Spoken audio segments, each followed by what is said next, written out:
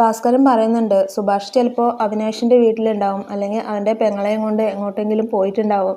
അവൻ്റെ പെങ്ങളും അവനും തമ്മിൽ നല്ല സ്നേഹത്തിലല്ലേ, അവരുടെ പെരുമാറ്റം കാണുമ്പോൾ അങ്ങനെയാണ് തോന്നുന്നത്. അപ്പോൾ ഒന്ന് അവിടെ പോയി നോക്കായിരുന്നു എന്നൊക്കെ പറഞ്ഞിട്ട് പറയുന്നുണ്ട്. അപ്പോൾ സുധീഷ് പറയുന്നുണ്ട് ഏട്ടൻ അങ്ങനത്തെ ഉള്ള ഒരാളൊന്നുമല്ല, അങ്ങനെ പെട്ടെന്നൊരു ദിവസം ഒരു പെണ്ണിനെയും കൊണ്ട് അങ്ങനെ ഒളിച്ചോടി പോകുന്നില്ല എന്നൊക്കെ പറയുന്നുണ്ട്.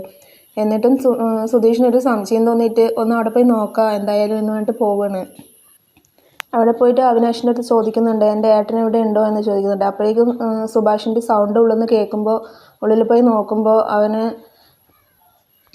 അവിനാഷിൻ്റെ അനിയത്തി വന്നിട്ട് ചപ്പാത്തി ഉണ്ടാക്കി കൊടുക്കുന്നുണ്ട്. അപ്പോൾ അത് കഴിക്കാൻ നിന്നിട്ട് ഓരോന്നിങ്ങനെ പറയുന്നുണ്ട് എൻ്റെ അനിയന്മാർ ഞാനില്ലാതെ ഒരുപാട് വിഷമിക്കുന്നുണ്ടാവും, ഒരുപാട് സ്ഥലങ്ങളിൽ അന്വേഷിച്ച് നടക്കുന്നുണ്ടാവും, എന്ത് ചെയ്യുമോ എന്നൊക്കെ പറയുന്നുണ്ട്. എനിക്ക് ഈ ചപ്പാത്തി കാണുമ്പോൾ എൻ്റെ അനിയന്മാരെയാണ് ഓർമ്മ വരുന്നത്, ഞാനില്ലാതെ അവർ ഒരുപാട് ബുദ്ധിമുട്ടുമല്ലോ എന്നൊക്കെ പറയുന്നുണ്ട്. അപ്പോൾ അത് കേട്ടതും സുധീഷ് പറയുന്നുണ്ട് ഇതൊക്കെ അറിഞ്ഞിട്ടാണോ ഏട്ടൻ ഒളിച്ചോടി പോയത്, എങ്ങനെ ഏട്ടന് ഞങ്ങളെ വിട്ട് പോകാൻ തോന്നി എന്നൊക്കെ പറഞ്ഞിട്ട് പറയുന്നുണ്ട്.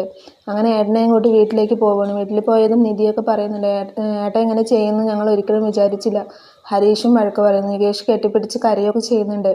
അങ്ങനെ ഭാസ്കരൻ വന്നുകൊണ്ട് അവനൊരു അടി കൊടുക്കുന്നുണ്ട്. നാട്ടുകാരും ആരെങ്കിലും എന്തെങ്കിലും പറയുന്നത് കേട്ടിട്ട് അങ്ങനെ ഒളിച്ചോടുകയാണോ വേണ്ടത്, ഞാൻ എൻ്റെ ഭാര്യയെ കൊന്നതാണെന്ന് ഈ നാട്ടിലുള്ളവരും എല്ലാവരും പറയുന്നുണ്ട്, നിങ്ങളും പറയാറില്ലേ, എന്ന് കരുതി ഞാൻ എങ്ങോട്ടെങ്കിലും പോകുന്നുണ്ടോ, ഞാൻ ഇവിടെ തന്നെയല്ലേ നിൽക്കുന്നത്, നമുക്ക് നമ്മളെ വിശ്വാസം ഉണ്ടെങ്കിൽ നമ്മൾക്ക് എവിടേക്കും പോകേണ്ട ആവശ്യമില്ല, എനിക്ക് എന്നെക്കുറിച്ച് വിശ്വാസമുണ്ട്, അതുകൊണ്ടാണ് ഞാൻ എങ്ങോട്ടും പോകാത്തത്, അതുപോലുള്ള മനസ്സുറപ്പ് നിനക്കും വേണം എന്നൊക്കെ പറഞ്ഞിട്ട് അവൻ്റെ അടുത്ത് ഒരുപാട് കാര്യങ്ങൾ ഉപദേശിച്ച് കൊടുക്കുകയൊക്കെ ചെയ്യുന്നുണ്ട്. ഇനി ഇങ്ങനെ ചെയ്യരുത് എന്നൊക്കെ പറയുന്നുണ്ട്. നിധിയും ഹരീഷൊക്കെ ചോദിക്കുന്നുണ്ട് സുഭാഷ് ചേട്ടൻ ഇത്ര നേരം എവിടെയായിരുന്നു, എവിടെ നിന്നാണ് സുഭാഷ് ചേട്ടനെ കിട്ടിയത് സുധീഷ് ചേട്ടാ എന്ന് ചോദിക്കുന്നുണ്ട്. അപ്പോൾ പറയുന്നുണ്ട് അത് വലിയൊരു സംഭവമാണ്, അവിനാഷിൻ്റെ വീട്ടിൽ തന്നെയായിരുന്നു ഉണ്ടായിരുന്നത്, അവിനാഷിൻ്റെ അനിയത്തി ചപ്പാത്തി ഉണ്ടാക്കി കൊടുക്കുമായിരുന്നു ഏട്ടന്, അവിടെ നമ്മളിവിടെ പട്ടിണി കിടക്കുമ്പോൾ ഏട്ടൻ അവിടെ സുഖമായിട്ട് ഭക്ഷണം കഴിച്ചിട്ട് ഇരിക്കാൻ പോവുകയായിരുന്നു എന്നൊക്കെ പറഞ്ഞിട്ട് പറയുന്നുണ്ട്.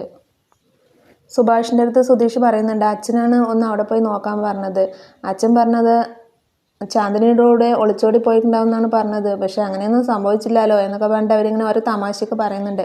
അങ്ങനെ ഭക്ഷണം കഴിക്കാവുന്ന ടൈമിൽ അച്ഛൻ വരുന്നുണ്ട്. അച്ഛൻ വരുമ്പോൾ അച്ഛൻ ഭക്ഷണം കഴിക്കുന്നൊക്കെ സുഭാഷ് പറയുന്നുണ്ട്. അപ്പോൾ അച്ഛനാണെങ്കിൽ അവൻ പോയ വിഷമത്തിലാകെ കണ്ണൊക്കെ കലങ്ങിയിട്ട് എനിക്ക് വേണ്ട മോൻ കഴിച്ചോ എന്നൊക്കെ പറയുന്നുണ്ട്. ഹരീഷ് പിന്നെയും സുഭാഷിനെ വഴക്ക് പറയുന്നുണ്ട്, ഈ മനുഷ്യൻ നമ്മുടെ അച്ഛൻ ഒരുപാട് സ്ഥലങ്ങളിൽ അന്വേഷിച്ചു നടന്നു, അത് വല്ലതും ഏട്ടൻ അറിയോ, ഏട്ടനില്ലെങ്കിൽ ഞങ്ങളില്ല, ഈ വീടില്ല എന്നൊക്കെ പറഞ്ഞിട്ട് അവരിങ്ങനെ ഓരോന്ന് പറയുകയൊക്കെ ചെയ്യുന്നുണ്ട്.